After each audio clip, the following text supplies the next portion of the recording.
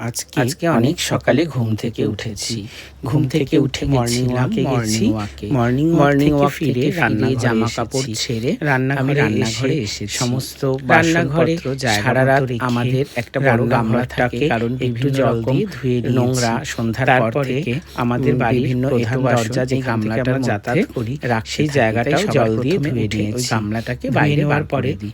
গামলাটা বাইরে বার করে দিয়ে এসে গ্যাসে জল দিয়ে দুয়ার গ্যাসের দুয়ারটা ওভেন সব কিছু আমি পরিষ্কার করে আমি কাপড় দিয়ে মুছে নিয়ে গ্যাসের ওভেন পরে সবকিছু পরিষ্কার মশলার কৌটোগুলো রান্না করতে করতে নোংরা হয়ে থাকে, হাতে লেগে কৌটোগুলো হলুদ হয়ে যায়, তেল লেগে যায়, আবার ছিটে ছিটে রান্না মুছে নিয়েছি।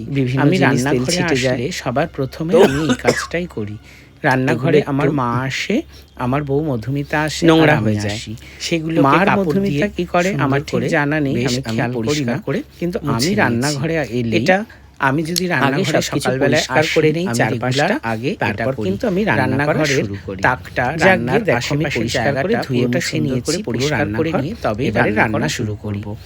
আমি একটু মটর ভিজিয়ে রেখেছিলাম ঘুগনি বানাবো, আমি জল পাল্টে মটরটা ভিজে গেছে সকালবেলা, তাই মটরটাকে এবারে কিন্তু জল পাল্টে তাই প্রেসার কুকারে আমি ভালো করে ধুয়ে নিয়েছি। এদিকে প্রেসার কুকার নিয়ে নিয়েছি, এবারে আমি মটরটাকে সেদ্ধ করে আমি সেদ্ধ করে নেব বলে মটরটা কিন্তু আমি মটরটা ঢেলে দিয়ে মটরে পরিমাণ মতন মটর দিয়ে খুব বেশি জল সিটিতে প্রেসার কুকারে দিতে হয়ে যাবে, তাহলে প্রেসার জলে ভেসে যায়, সিটি অল্প দিতে হয়, তাই অল্প পরিমাণে জল দিলাম।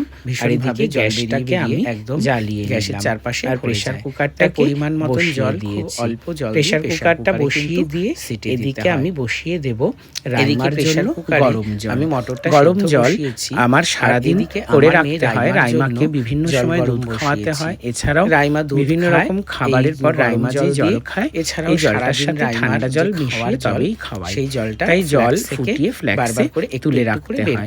এদিকে ঘুগনিতে দেব আলু, পেঁয়াজ, যা যা মশলা গরম বসাতে দিয়েছি, এদিকে আমি ঘুগনিতে দেওয়ার জন্য কাজ করা, তাই ওদিকে মটর সেদ্ধ বসিয়েছি, আর এদিকে আলু প্রেসার কুকারে সিটি পড়ে গেছে, মটর পেঁয়াজ আদা প্রায় আর রসুন দেওয়ার জন্য আলু পেঁয়াজ সবকিছু খোসাগুলো তুলে একটা জায়গায় কেটে নিয়েছি।